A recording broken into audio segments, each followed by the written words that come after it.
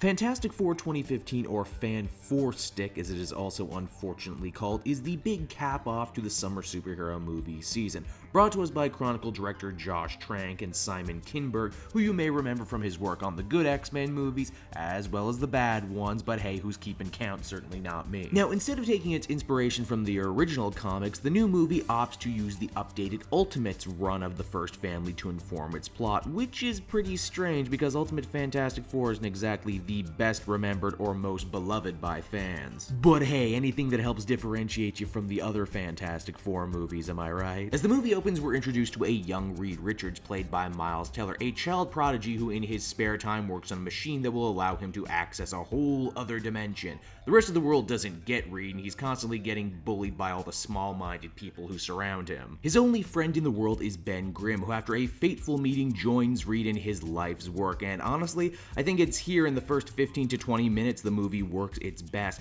I had a real flashback of Dash from The Incredibles, ironically probably the best Fantastic Four movie ever made, when he was talking about feeling like he was an extraordinary person who was getting forced to tone himself down for the rest of the world. Sadly, the movie does not stay on this track and goes off the rails not soon after. Reed is recruited by Dr. Storm, played by Reggie Caffey, and his daughter, Sue, played by Kate Mara, from a local high school science fair. And if that sounds dumb to you, well, it was in the comics, and yeah, I thought it was pretty dumb there as well. No doubt this is all part of the movie's initiative to make the Fantastic Four younger, hipper, and sexier than ever before. The Storms think Reed might have the key to unlocking their own teleportation technology, but only if he can work with Victor Von Doom, a former student of the Storms who got kicked out for reasons that are never exactly made clear in the film. But if his creepy cyber lair loaded with Assassin's Creed product placement is any indication, it's because this Doom, instead of being a genius, power-mad tyrant of his own nation, has been reimagined into an idealistic Edward Snowden type. Or, you know, maybe that was the case before a bunch of scenes in the movies got reshoots.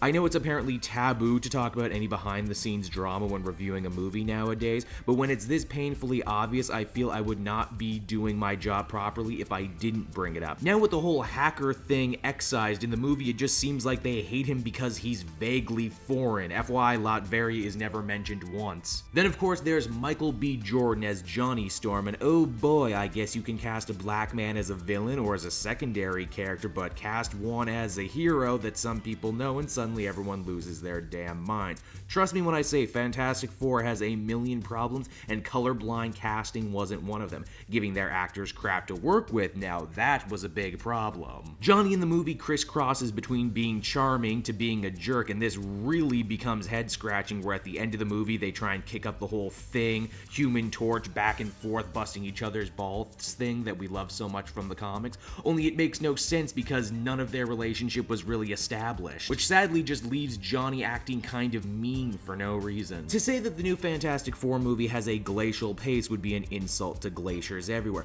Literally 90% of the movie is characters sitting around and doing science stuff, mostly looking at screens, mostly through montages, which was fine when they did it in the comics because it was big, crazy, colorful, super science in your face.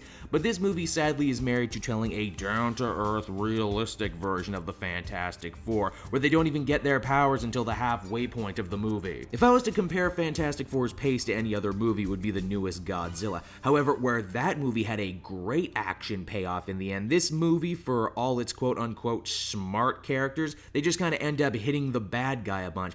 Geez, even the 2005 one had the heroes use science to win the day. Simple science, but still. The movie also felt the need out of nowhere to give a sad, traumatic backstory to the Thing's classic battle cry of, "It's clobbering time." But honestly, every character in the movie feels like the writers only read their Wikipedia page and felt, you know what, that was more than enough to go on. Everyone coming off as the same brand of snarky. You know what, I'm this far in and I haven't even mentioned the design yet. Sadly, Fantastic Four picks up some of the worst habits from its older X-Men brothers at Fox by dressing its heroes in drab black body armor. And as far as Dr. Doom goes, god damn it, why can no one seem to make one of the coolest designed bad guys in all of comics work on the big screen? This movie also felt like it was pinching pennies at every turn, taking place mainly in indoor laboratories or underground bunkers. As far as the negative zone goes, and no, it's not actually called the negative zone in the movie, they call it something completely different. It honestly looks like the heroes jumped into a video game cutscene whenever they're there, and they're not there very often. There's also an absolutely cringeworthy, and you'll know it when you see it, scene when the Human Torch fights a bunch of test drones. Beyond that, the other effects are perfectly serviceable. I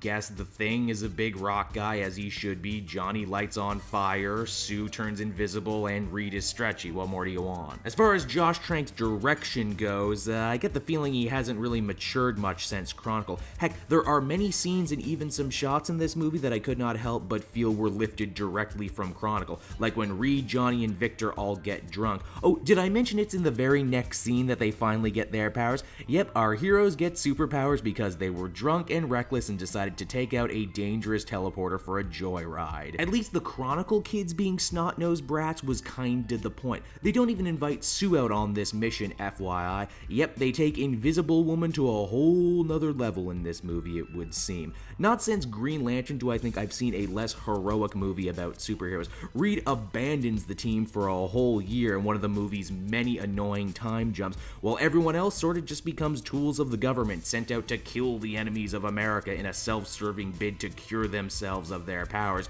here shown to be more of a Carpenter body horror sort of thing. Yet another very cool idea that sadly the movie has no time to focus on at all. But hey, let's not kid ourselves, Venture Brothers already basically did that same shtick and did it way better. Perhaps at the end of the day, Fantastic Four's biggest problem is the same one that the Amazing Spider-Man movie suffered from, mainly that no one made this movie because they had a good idea for a Fantastic Four movie, or a story they really wanted to tell. No, they did it to hold on to film rights, because if they didn't, Marvel Studios would be allowed to take their stuff back, and no one wants to be the guy who let the Fantastic Four get away. So, in summation, Fantastic Four isn't the worst superhero movie I've ever seen, nor is it the most insulting, but it is by far the most boring. I'm not saying every comic book property needs to be a huge CGI punch fest, but it needs to offer way more than this one was selling. It's sluggish, inconsistent, a bad adaptation, and overall just not very entertaining. Sadly, this movie already took my money. I say save yours, or at least wait until this one comes out on DVD if you absolutely must.